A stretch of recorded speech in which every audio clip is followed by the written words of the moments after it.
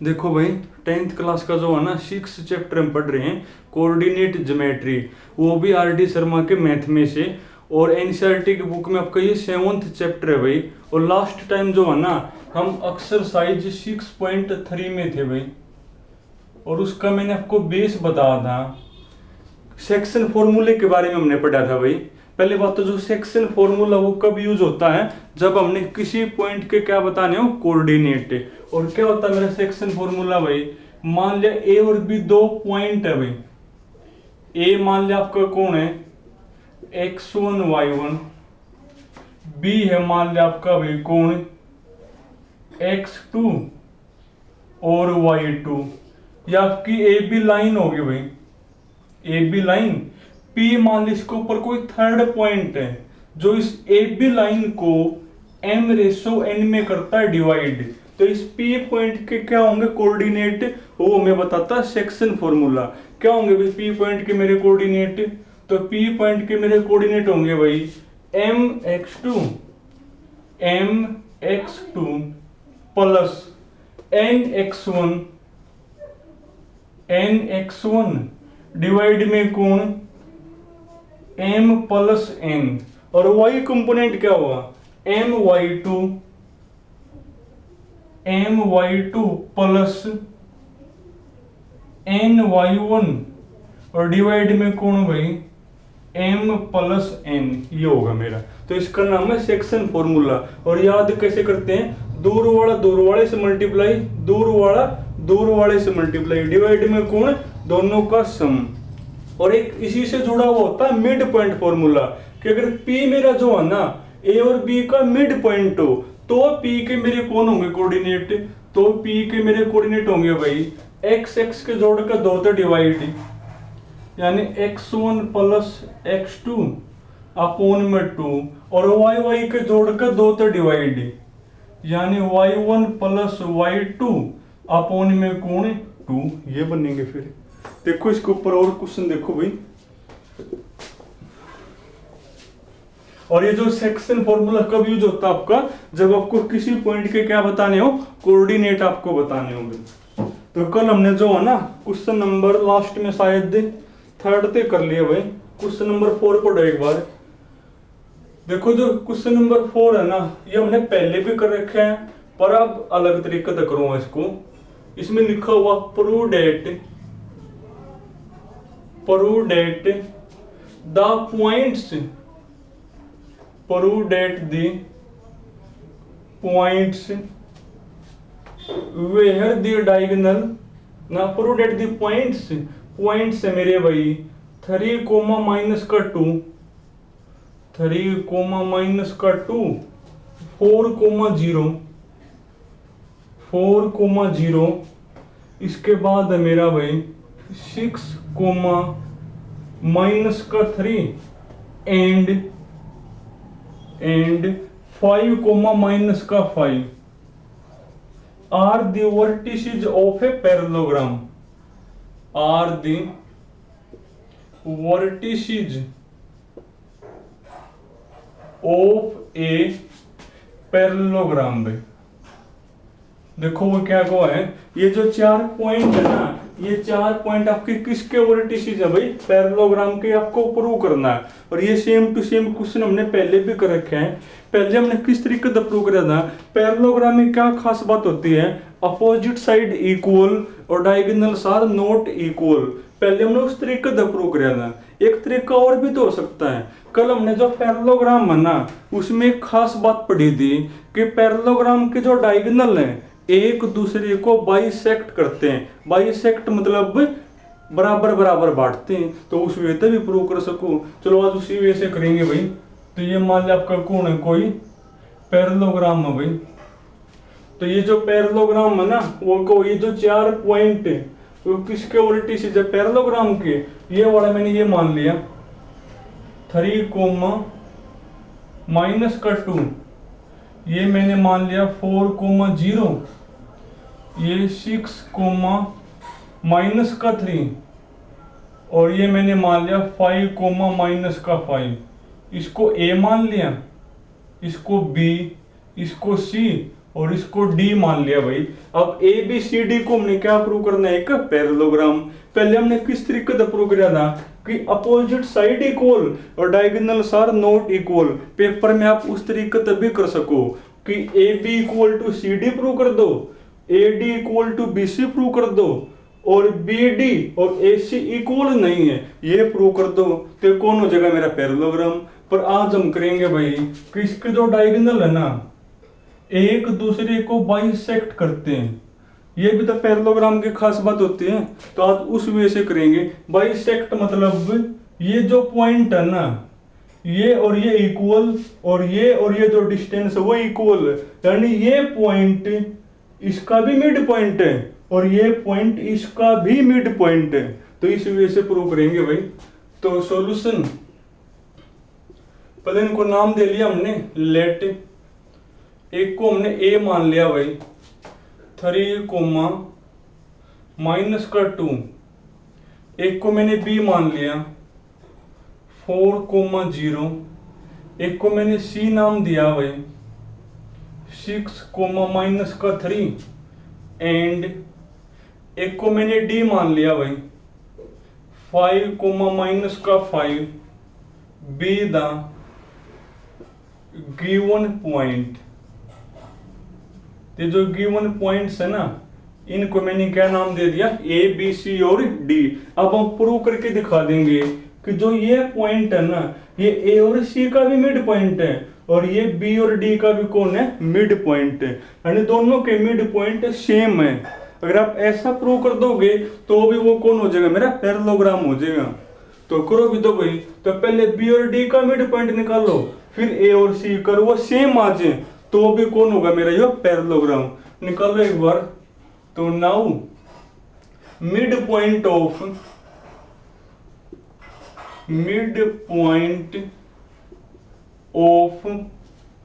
B and D are, देखो क्या बनेगा, क्या होता है mid point formula, X X के जोड़ का 2 तो डिवाइड, 5 और 4 9, करो 2 से डिवाइड यानी 9/2, वाई वाई के जोड़ो, -5 जमा में 0, -5 और बटे में कौन 2, ये आपके बी और डी का कौन आ गया, मिड पॉइंट। अब ए और सी का निकालो, and mid point of A and C निकालना है पर ए और सी का।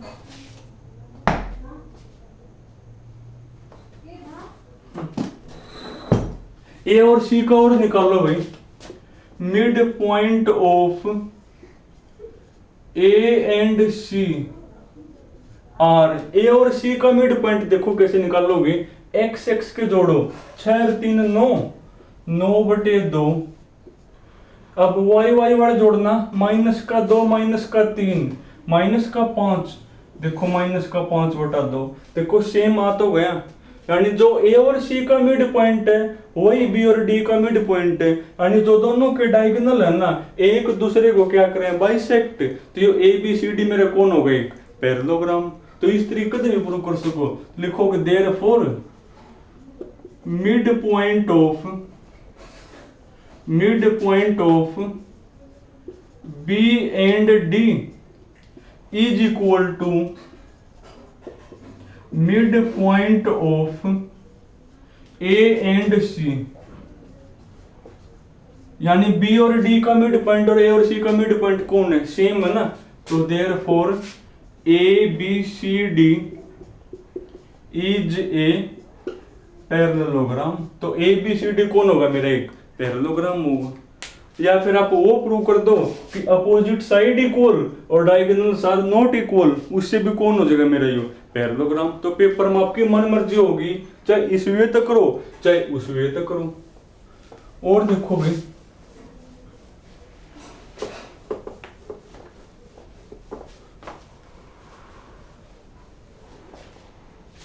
अब तुम पढ़ो क्वेश्चन नंबर, ये आपका 4 था नहीं, 5th पढ़ो भाई, question number 5।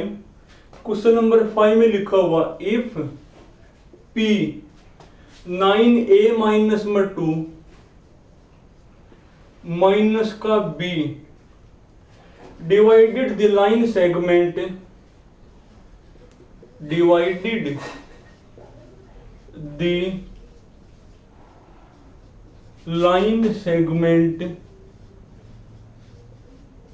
Divided the line segment joining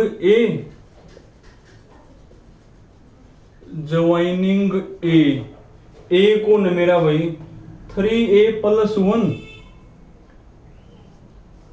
3a + 1 minus में 3 एंड b, और b है मेरा भाई 8a, 5 in the ratio 3:1, in the ratio 3:1 find the value of a and b, और a और b की वैल्यू आपने बतानी है भाई। इफ का मतलब गिवन, देखो ये आपको गिवन है भाई, क्या गिवन है कि जो p पॉइंट है ना, जिस लाइन को a और b करती है ज्वाइन, उसको 3:1 में करता है डिवाइड। तो इस a और b की वैल्यू बताओ, यानी आपको ये कहो भाई दो पॉइंट हैं a और b, दो पॉइंट है a और b, a के मेरे कौन है भाई कोऑर्डिनेट 3a + 1, 3a + 1 माइनस का 3, और b के कौन है मेरे, b के मेरे भाई 8a, 5।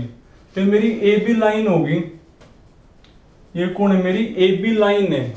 तो कोई p पॉइंट है, कोई p पॉइंट है, ये p जो पॉइंट है ना, इस ए बी लाइन को 3:1 में करता है डिवाइड। ये p पॉइंट ए बी को क्या करे 3:1 में करे डिवाइड। तो इस a और b की वैल्यू बताओ। अब a और b मेरे दो अननोन है, और दो अननोन को सोल्व करने के लिए दो इक्वेशन चाहिए, और दो इक्वेशन को बनाने के लिए दो कंडीशन। अब देखो वो दो कंडीशन कैसे बनेंगी। देखो जो p पॉइंट है ना, ए बी लाइन को 3:1 में करे डिवाइड, तो p पॉइंट के जो कोऑर्डिनेट हैं वो आप सेक्शन फॉर्मूले से भी निकाल पाओगे, और p पॉइंट आपको वैसे भी दिया हुआ है, यानी दोनों इक्वल होंगे, तो वहां से a और b में दो इक्वेशन आ जाएंगी। दोबारा फिर सुनो, जो p पॉइंट है ना, इसके कोऑर्डिनेट आप सेक्शन फॉर्मूले से भी निकाल पाओगे, और p पॉइंट आपको वैसे भी गिवन है, वो भी p पॉइंट, ये भी p पॉइंट, दोनों इक्वल होंगे, तो वहां से आपकी a और b में दो इक्वेशन बन जाएंगे, और उनको सोल्व करके ना a और b आ जाएंगे। अब लिखोगे कैसे वो देखो भाई, तो सॉल्यूशन, तो कहोगे इफ का मतलब गिवन, क्या गिवन है भाई p 9a माइनस में 2 माइनस का b divided the line segment, divided the line segment joining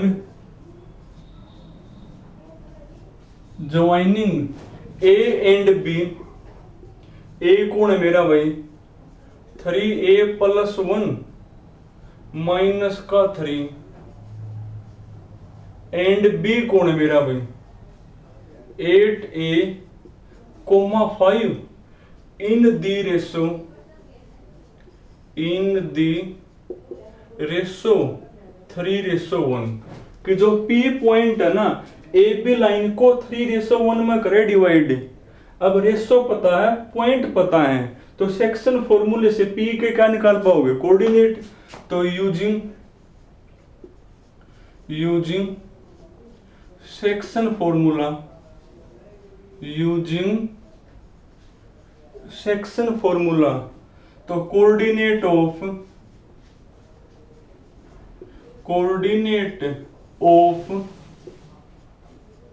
point P R, तो p के मेरे कौन होंगे सेक्शन फॉर्मूला था भाई, देखो एक बार, दूर वाले से मल्टीप्लाई, तो 3 गुणा में 8a यानी 24a प्लस 1 इंटू ए यानी 3a + 1 डिवाइड में कौन भाई दोनों का सम 3 × 1 = 4, और y कंपोनेंट मेरा कौन होगा, तो अब y वाले से मल्टीप्लाई होगा, 3 पंजे 15 और 1 इंटू माइनस में 3 यानी माइनस का 3 होगा, माइनस का 3 और डिवाइड में कौन भाई 3 प्लस 1 यानी आपका 4 बनेगा, यानी डेट इज, तो आपका P पॉइंट होगा भाई 27A प्लस 1 डिवाइड में 4 और 15 में से 3 गया 12 और 12 बटे में 4 यानी 3, ये आपका P पॉइंट आ गया। और P पॉइंट आपको गिवन भी है, बट पॉइंट P इज, पर मेरा P पॉइंट तो कौन है भाई 9A माइनस में 2 माइनस का B। अब देखो ये भी P पॉइंट और ये भी P पॉइंट तो इक्वल होंगे, तो रख दो इक्वल, तो देयरफॉर 9A माइनस में 2 माइनस का B इज इक्वल टू कौन होगा भाई 27A प्लस 1 डिवाइड में 4,3। अब सुनो काम की बात, दो पॉइंट इक्वल कब होते हैं, अगर दो पॉइंट इक्वल हो ना तो x कंपोनेंट के इक्वल होता है और y कंपोनेंट के इक्वल होता है, ये कई बार यूज हो गई बात है। तो दो पॉइंट आपके इक्वल हैं, तो दो पॉइंट इक्वल कब होते हैं भाई, x कंपोनेंट के इक्वल होगा, यानी 9A माइनस में 2 किसके इक्वल होगा भाई 27A प्लस 1 अपोन में कौन 4 और y कंपोनेंट y के इक्वल, यानी माइनस का b इक्वल टू कौन होगा, देखो ये बनेगी मेरी दो इक्वेशन हो। अब करो सोल्व, क्रॉस मल्टीप्लाई, तो 4 निमा 36A माइनस का 8 इक्वल टू 27A प्लस 1, लिया इसको इस साइड भाई, 36 में से 27 गया, 36 में से 27 गया, 9 और 7 8, कितना बनेगा 9 बनेगा ना, 9A और 8 को ले जाओ उस साइड, तो प्लस का 8 हो जा प्लस का 1 प्लस का 9 से 9 कैंसिल, यानी A इक्वल टू कौन होगा मेरा 1 और यहाँ से B कौन होगा माइनस का 3, तो ये हो गया भाई। मिलाना एक बार आंसर सही है क्या गलत है। क्वेश्चन नंबर 5 हो ना, तो क्वेश्चन नंबर 5 में A की वैल्यू 1 और B की वैल्यू माइनस का 3 यही है भाई। तो इसमें कुछ भी नहीं है, कहो क्या वो कि जो P पॉइंट है ना AB लाइन को 3:1 में करे डिवाइड, तो A और B की वैल्यू बताओ। अब जो P पॉइंट है उसको आप दो वे से निकाल पाओगे, दो वे से कैसे, एक तो सेक्शन फॉर्मूला है और एक आपको वैसे पता है। अब ये भी P पॉइंट, ये भी मेरा P पॉइंट, तो इक्वल होंगे। और दो पॉइंट इक्वल कब होते हैं, जब x कंपोनेंट x के इक्वल होगा और y कंपोनेंट y का, तो वहां से A और B आ गए मेरे। और देखो भाई इसके बाद देखो, बल्कि तुम जो हो ना क्वेश्चन नंबर जो 6 है वो नहीं पूरा होगा भाई, तो तुमने दो ही क्वेश्चन करने आज भाई, तो 4 और 5, तो यहां तक कर लेना भाई।